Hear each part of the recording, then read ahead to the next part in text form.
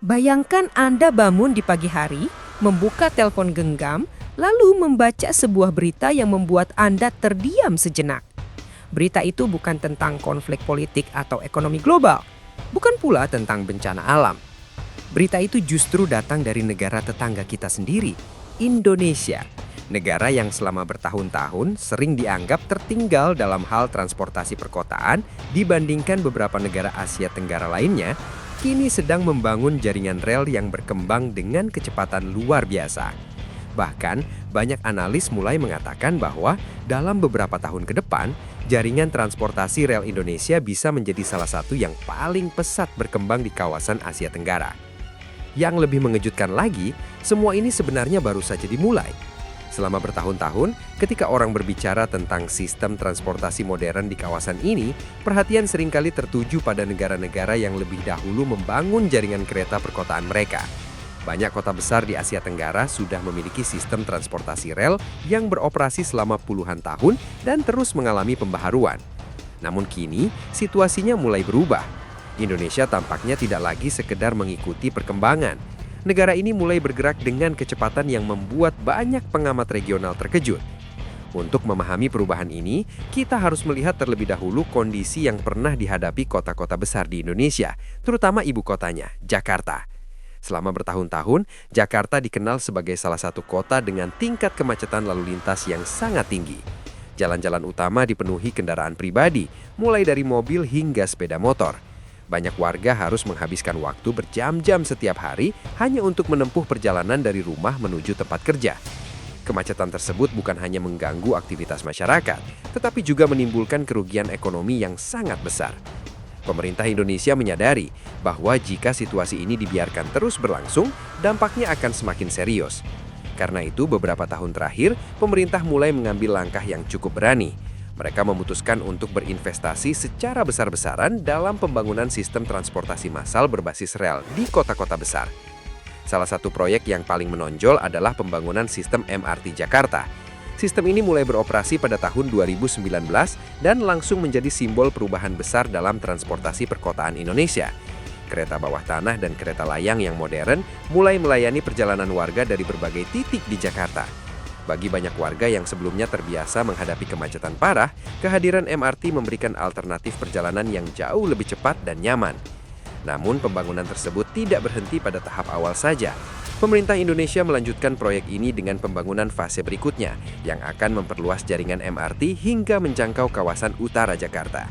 Dengan perluasan tersebut, jaringan transportasi rel di ibu kota diharapkan dapat melayani lebih banyak masyarakat dan secara bertahap mengurangi ketergantungan terhadap kendaraan pribadi. Menariknya, perubahan ini tidak hanya terjadi di Jakarta.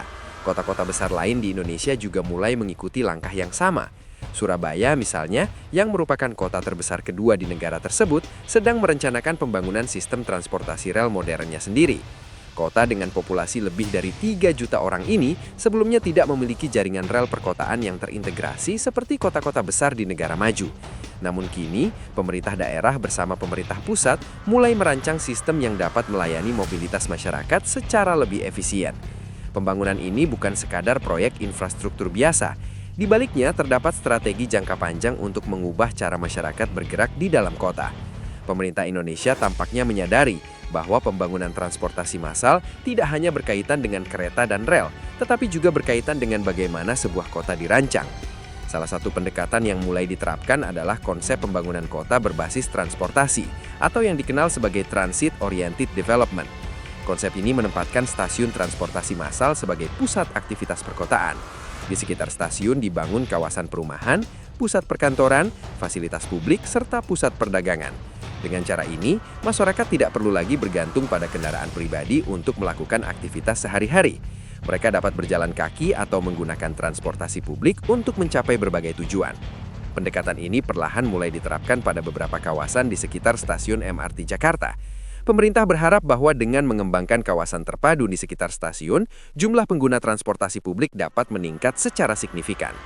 Selain pembangunan infrastruktur fisik, pemerintah Indonesia juga mengambil langkah penting dalam hal kebijakan tarif. Salah satu hal yang menarik perhatian banyak pengamat adalah harga tiket transportasi publik yang relatif terjangkau bagi masyarakat. Meskipun biaya pembangunan sistem transportasi modern sangat besar, pemerintah tetap memberikan subsidi agar tarif yang dibayar penumpang tidak terlalu mahal.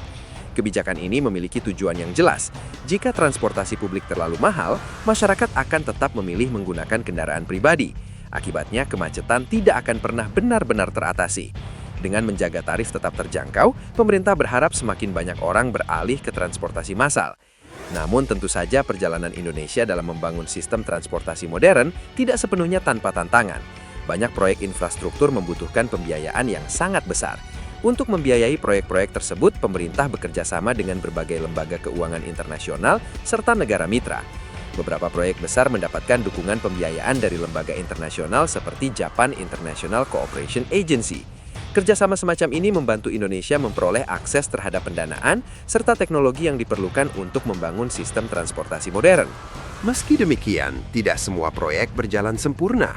Beberapa sistem transportasi rel yang telah dibangun masih menghadapi tantangan dalam hal jumlah penumpang. Integrasi antara berbagai moda transportasi juga masih perlu ditingkatkan. Di beberapa wilayah, masyarakat masih lebih memilih menggunakan sepeda motor atau layanan transportasi daring karena dianggap lebih praktis.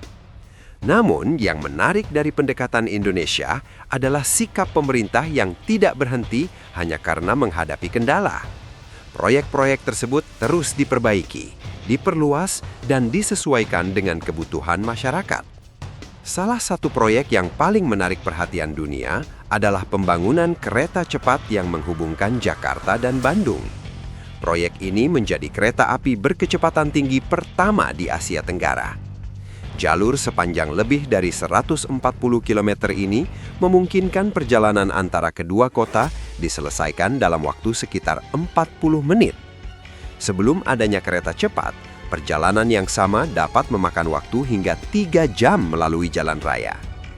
Kehadiran kereta cepat ini bukan hanya menjadi simbol kemajuan teknologi transportasi Indonesia, tetapi juga menandai ambisi negara tersebut untuk membangun jaringan transportasi modern yang mampu menghubungkan berbagai kota besar secara efisien.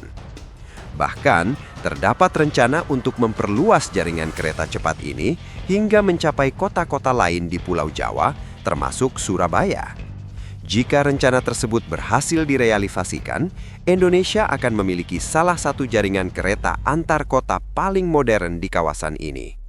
Mengingat Pulau Jawa dihuni oleh lebih dari 150 juta orang, jaringan transportasi semacam ini dapat memberikan dampak ekonomi yang sangat besar. Perkembangan ini tentu saja memicu diskusi di berbagai negara Asia Tenggara mengenai masa depan transportasi regional. Persaingan dalam pembangunan infrastruktur kini semakin terasa. Negara-negara di kawasan ini tidak lagi hanya bersaing dalam sektor ekonomi dan perdagangan, tetapi juga dalam hal kemampuan menyediakan sistem transportasi yang efisien bagi masyarakatnya. Kisah pembangunan transportasi di Indonesia memberikan satu pelajaran penting. Kemajuan tidak selalu bergantung pada seberapa lama sebuah sistem telah ada. Yang sering kali lebih menentukan adalah keberanian untuk mengambil keputusan besar dan kemampuan untuk merencanakan masa depan dengan visi jangka panjang. Indonesia mungkin memulai pembangunan sistem transportasi rel modernnya lebih lambat dibandingkan beberapa negara lain. Namun, dengan investasi besar, perencanaan yang matang, serta komitmen untuk terus memperbaiki kekurangan, negara ini berusaha mengejar ketertinggalannya dengan sangat cepat.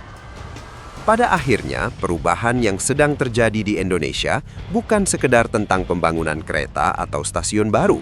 Perubahan ini adalah tentang bagaimana sebuah negara mencoba merancang ulang cara warganya bergerak, bekerja, dan hidup di kota-kota besar. Dan mungkin inilah hal yang paling menarik dari semua perkembangan tersebut. Indonesia tidak mengejutkan banyak orang karena tiba-tiba menjadi negara yang paling kaya di kawasan ini. Indonesia mengejutkan karena menunjukkan keberanian untuk mengambil langkah besar yang dapat mengubah masa depan transportasi mereka. Bagi banyak pengamat regional, langkah ini menjadi pengingat bahwa masa depan tidak selalu ditentukan oleh siapa yang memulai lebih dulu. Terkadang, masa depan justru dimenangkan oleh mereka yang berani bergerak paling cepat ketika kesempatan itu datang.